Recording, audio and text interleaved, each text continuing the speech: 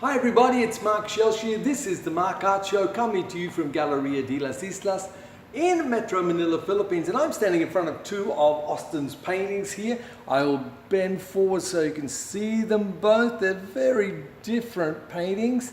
This one here, I like this one. The girl with the bunny rabbit ears and the rabbit over here, very strange. This one, a little different, a little off the edge. Most of Austin's stuff is, and I love it. It's great to see. It's a lot of fun.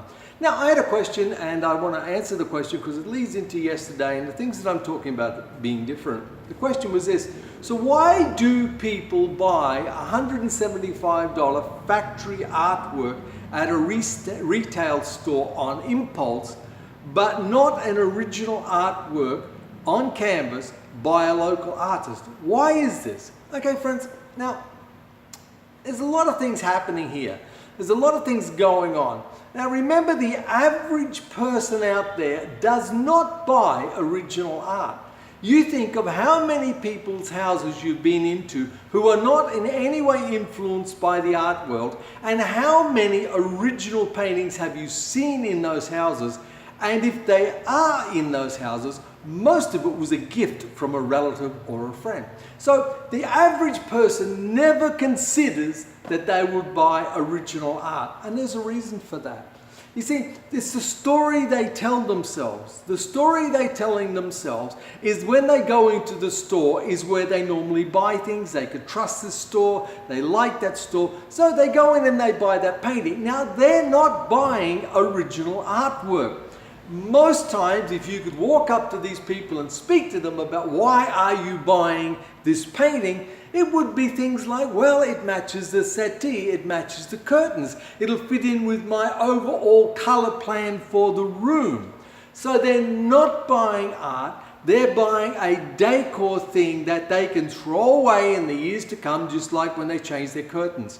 So there's a big difference. There's a big difference from Madam who goes into the local store and buys a painting that has grey and black on it because she's just changed all the curtains to grey and black. That's the reason why. Or blue. She's just changed the settee. They've just bought a new lounge suite and it's blue. All these things work into the reason why people buy factory art and never consider buying original artwork. And you know, one of the problems also is, artists, that we're our problem too, because we have to educate the buyer.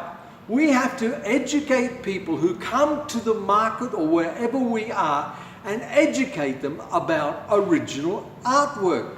It's no good saying, you know, support your local artist, artists have a right to earn a living too. Well, that just falls on deaf ears. It really does. That's not the answer. The answer is we need to educate people, educate them so that they will then understand what art's about. You know, there's questions we should raise up when we have people. Now, say we're at the local market, we've got our paintings up, we're selling them, nobody seems that interested. So when people come in, we should get them talking so that we get to subjects like, why should you buy a painting from a local artist? Now, you have to, artists, be able to answer that question, and you can't answer it in an emotional way, like, well, artists deserve to earn a living, artists deserve to make so much an hour, you know, support local artists, don't support dead ones, all the things you see. That doesn't work, you know, not in this day and age.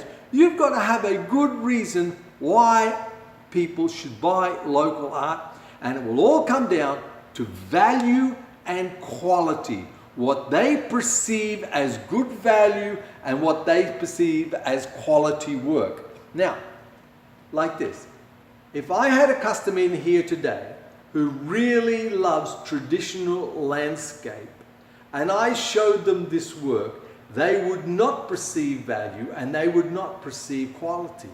They would see this as junk art. And then they would go and see the traditional landscape as beautiful art. Now, hear what I'm saying. Now, the next person who comes in, who's like me, and really loves outside art and loves the contemporary work, they will perceive value in this and quality. And when I take them in and show them a beautiful landscape, they will look at it and not think it, they'll say it's not good art, because Their perception is that it's not good art. You see, it's this whole thing, it's a story we tell ourselves all the time. So you have, artists, the responsibility, and I mean that, when people come to your booth or come and look at your paintings, to educate them about the value and the quality of your work and why it's worth owning. So, question, why is it better to buy art from you, artists, than from the local store? People, you've got to answer that question, and it can't be things like, well, you know, you'll get, the store charges $175 and I'll only charge you $170.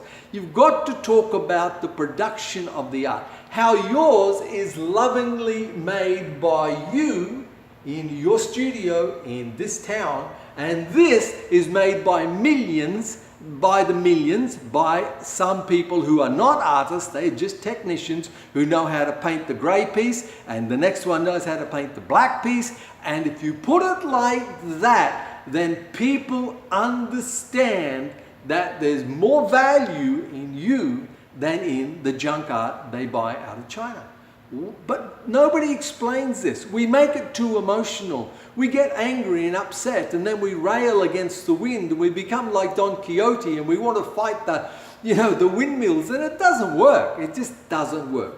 So think about what you're saying. Think about what you're doing. Now look, think about this. Most people, when they see your artwork in a booth, in an art fair or something, do not consider that it could be valuable and that it could one day be worth a lot of money. Now the reason is, it's the story again. They're telling themselves.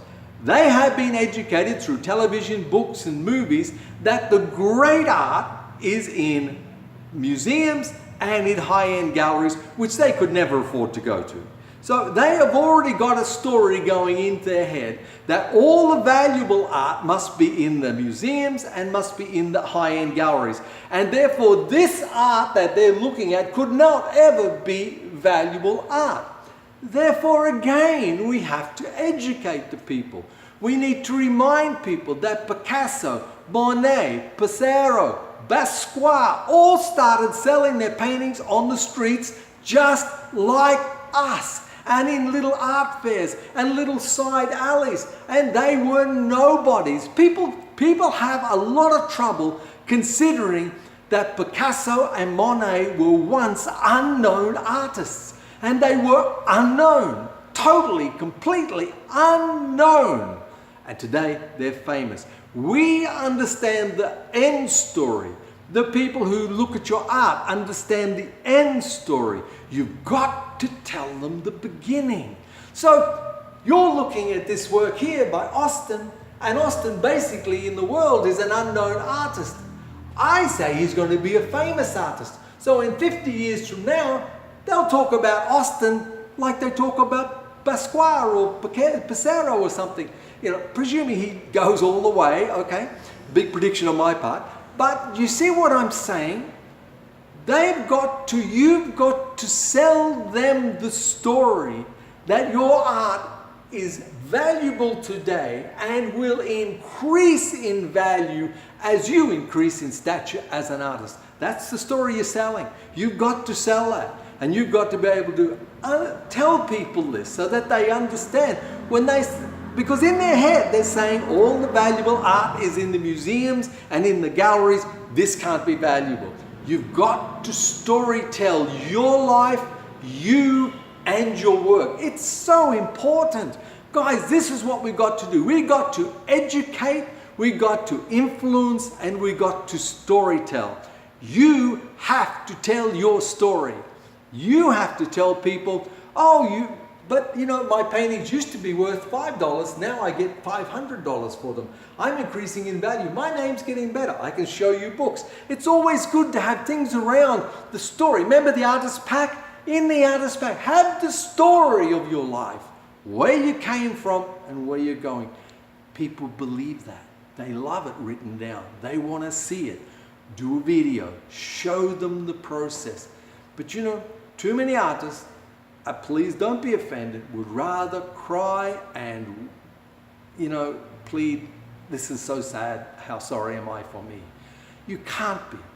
You have to have the responsibility, like Apple did, to sell a product that is no more valuable than any other. That's the key. The key is you've got to sell you. They have got, when they buy your painting, they're buying you as well. Okay, I hope that helps, guys. You know, tell your story. That's all I can say. And don't argue, don't criticize, don't find fault with anybody else. Just tell it the way it is. Hey, you know, once Picasso was unknown. Can you imagine that? And now he's painting sell for $100 million. Wow. Imagine if you'd had the opportunity to buy one of his at this price today. You would make a lot of money. A story. I told a story. Have a great day. Remember, I look forward to the day when you come over here and visit me in Galeria de las Islas. Remember to be kind to people. People are hurting. Reach out, touch a life, make a difference. Remember, it's not what we take from the world, it's what we give to the world. We give of ourselves. You guys have a wonderful day. I'm going to talk to you tomorrow. Ciao.